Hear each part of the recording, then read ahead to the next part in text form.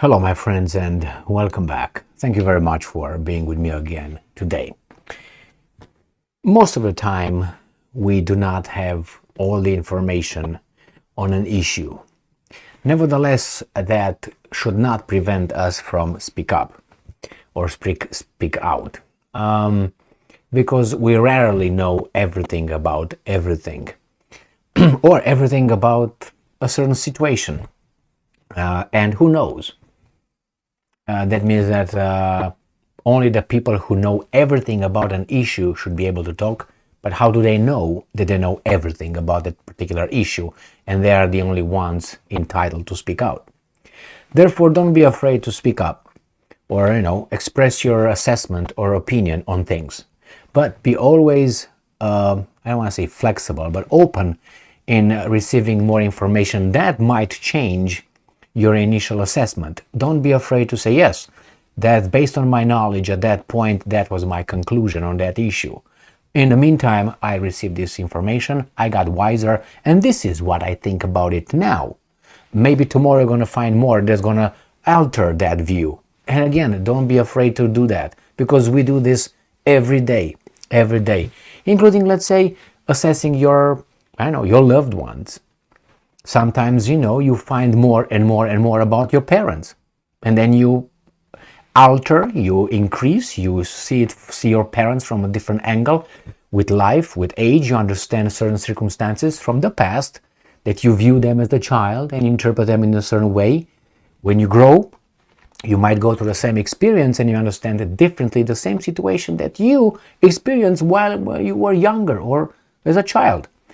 So here, we have Lavrov, the foreign ministry of the Russian Federation, which personally I think he is a very intelligent and very diplomatic individual. He has class and intelligence, knowledge. I would not compare this guy with the weasel, let's say, Blinken. Blinken is a clown compared with this guy, and I will not change that assessment unless Blinken proves otherwise. Lavrov cannot. I watched Lavrov for years and he rarely made something that made me a little bit, was a little bit inappropriate, or I think it was not that classy. Whereas Blinken struggles to be normal, let's put it this way, barely touches that note. So what happened here? Lavrov comes and says that after the Ukraine, he doesn't call it war, but Ukraine conflict ends, the world will be different. I think it will be different regardless of the outcome. That is, these guys win or those guys win or nobody wins. That is, okay. So I think, and I made a video on this, or I said it a few times before, the Russians, I think they were naive, and I couldn't believe that I had to say that. I don't know, obviously, probably almost anything from what these guys really know over there in those chancelleries like Lavrov or Blinken. They have access to information and they process the information. But from what I saw, I think the Russians were naive, thinking and believing the West. And I said that before, and even Lavrov will confirm this by what he's saying here in this article coming from Russia Today. He acknowledges that they were naive, trusting the West. And I'm thinking, you're not 16 or 13 or something like that. That's your job as a diplomat, to understand. You have to know human psychology, mass psychology. You have to have knowledge of history, geography, geopolitics, a lot of things, memory, charm, and you are naive, trusting, he says it, that they blame themselves for trusting the West's promises and even their signatures on, let's say, Minsk agreements. Now, I don't know if he does that just because he's doing it as a debater and he's trying to play the victim, or he really acknowledge that. I'm surprised that he is, 74 or something. Lavrov realizes only now that they were naive. But their actions, I think, prove that, and I said it before in private, that the Russians are making a mistake trusting this. And if I think people who watched maybe videos of mine from the past, I made this analogy between Stefan the Great, a Romanian king from 13 something, 14 something. He said, supposedly on his deathbed,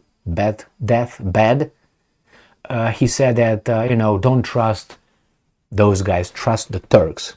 And if you have to make a choice between trusting the Turks, and he fought the Turks all the time, but he fought the Poles as well, the people from the West, the Hungarians and the Catholics and all that. And he, on his deathbed, he said, if you are to make an alliance or to trust, better trust the Turk than those guys. It was a shock for me when I read that when I was much, much younger. I don't know, 18, 19.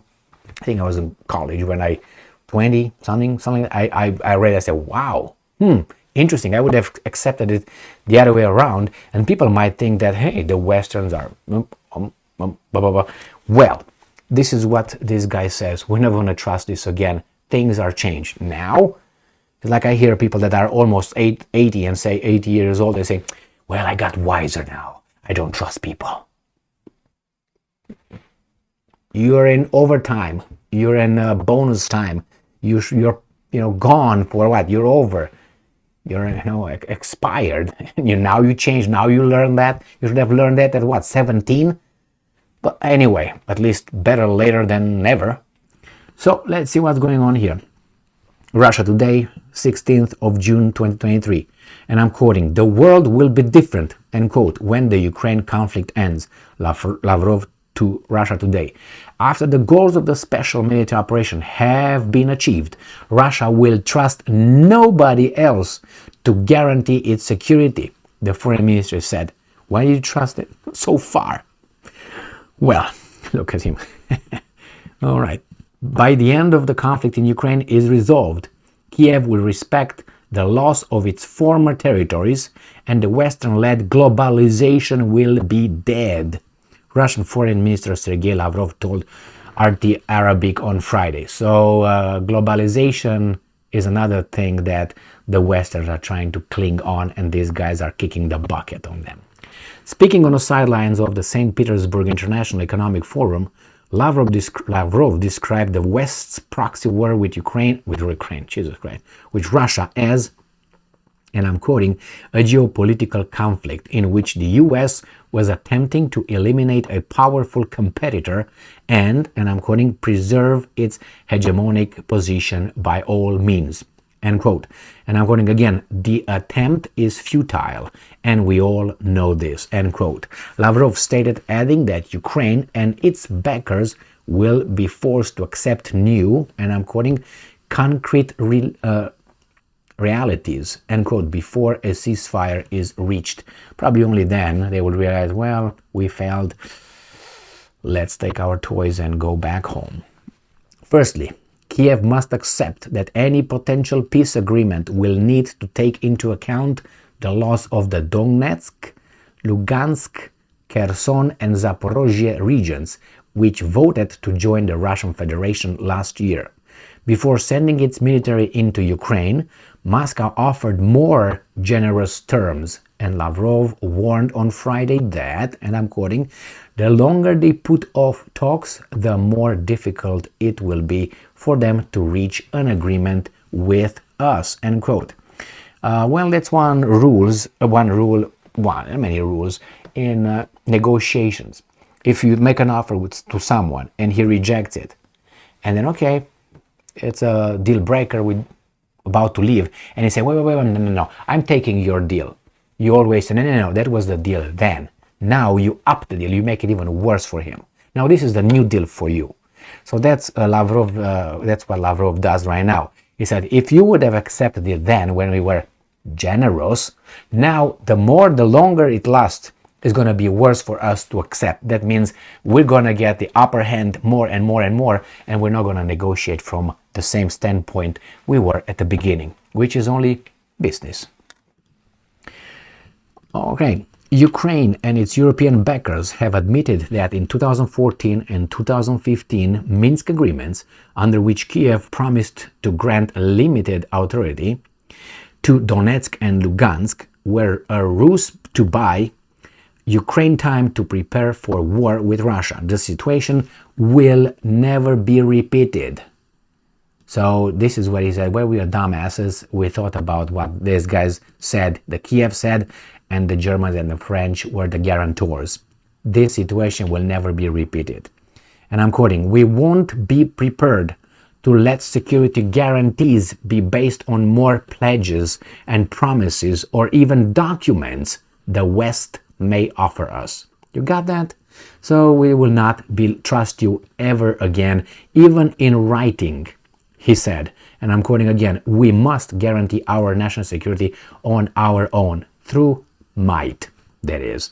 And I'm quoting again, "We fully understand that we can only rely on ourselves and build relations only with countries open to an equal and mutually beneficial partnership."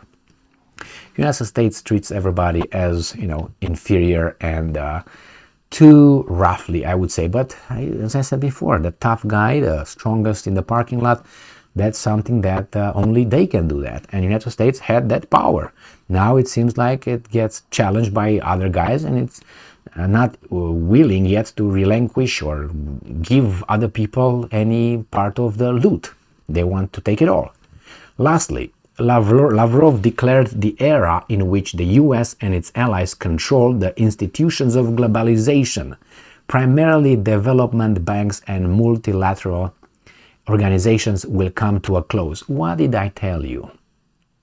I told you this, I think, in April last year, so 2 months into the operation, that the Russians and the Chinese will form their own organizations. They would not follow. There would be two distinct parts, like the globe divides in two. Our organizations, our institutions, your institutions. When we're going to overlap, then it's going to be a little bit of this and that. But that's what they plan. And I said it, as I said, more than a year ago. It was only normal, because if you look at how the institutions, global institutions are not made by Zimbabwe or Nicaragua or Chile. No, they're made by United States of America primarily. And then you got maybe London, a little bit of France and a little bit of Japan, but Japan gets smacked, Germany a little bit, that's it. But mainly it's how the United States wants it. It's how the West wants it. These are Western institutions. They're not African institutions, no Asian institutions, no, North Pole institutions or Antarctica institutions. No, these are Western institutions. They made the rules. They are in charge. And these guys say, no, you are unfair. We're not going to abide by them. We break away. It was just normal. Just normal. Aside from hosting the SPIF, which drew thousands of delegations from more, I think this is the one that happens in, occurs right now in St. Petersburg, International Economic Forum, St. Petersburg, that occurs right now, drew thousands of delegations from more than 100 countries this week. Russia is very isolated, as you can see. Russia plays a leading role in the Shanghai Cooperation Organization and Greater Eurasian Partnership, as well as the expanding BRICS groups. And I'm quoting again, "Today, there is an understanding that growth processes need to be recognized, and this vision prevails." End quote. Lavrov said, and I'm quoting again, "All the countries of this vast continent should use their God and nature-given advantages to develop mutually beneficial logistics, financial, and transport chains." I said that. Now I'm petting my, I can't tell you what exactly, but you can see it. The foreign minister added that Russia would, and I'm going to leave all doors open for partnership with European countries who realize that their interests are better served by cooperation with Russia rather than by playing Washington's ideological and geopolitical games. So that means we're going to buy you. You're going to come here because we are not a plantation as Washington is. So who's going to be the isolated? Unless this guy's gonna use nuclear weapons, I don't know how they're gonna compete with China's money and with Russia and India and Brazil and so on. And I'm quoting, "The world will be different," end quote. Russia's top diplomat concluded, and I'm quoting again, "and the processes we see unfolding today were whipped up by the West's response to Russia's special military operation when we accepted the challenge that they flung at us. These processes clearly show that autonomy and independence of any structures on the global arena that are related to the West are becoming the main trend today." I think this is one of the, I would say, most important speeches that Lavrov said. It's like an announcement. We broke you. You did not kneel us. We broke you. We're gonna take our toys with our friends. We're gonna create something more equal than your plantation, and we're gonna steal your vassal states, because they're gonna say, "Wait a second, the grass is greener over there, so bye bye," and they will come. I foresee that Turkey, I foresee that coming over there, even Czech Republic, Slovakia. I'm not going to say Hungary, of course, and others, even let's say Germany, if it's allowed, but Germany is under occupation really bad. France might be playing, as usual, a duel, pak, left and right, which is fine. I think the Russians and the other guys will not mind, as long as France will play by their rule, not by the, as these guys are calling it, Anglo-Saxon rule. So I'm glad this is what happens, because you always want competition. You don't want monopoly. If you have monopoly, they set the price, how much and how high they want, and you gotta pay it because you need the product. In this case, you have two choices. You have Adidas and you have Nike. Otherwise, you're gonna have only Nike. It's better to have two than one. Unfortunately, you have only two options. But we'll see. We'll see. So I'm glad that they. Remember when I said illusion and hope have no sense in this life? This is what the Romanian national poet Mihai Eminescu said. Illusion and hope have nothing to do, are useless in this world. So get rid of them.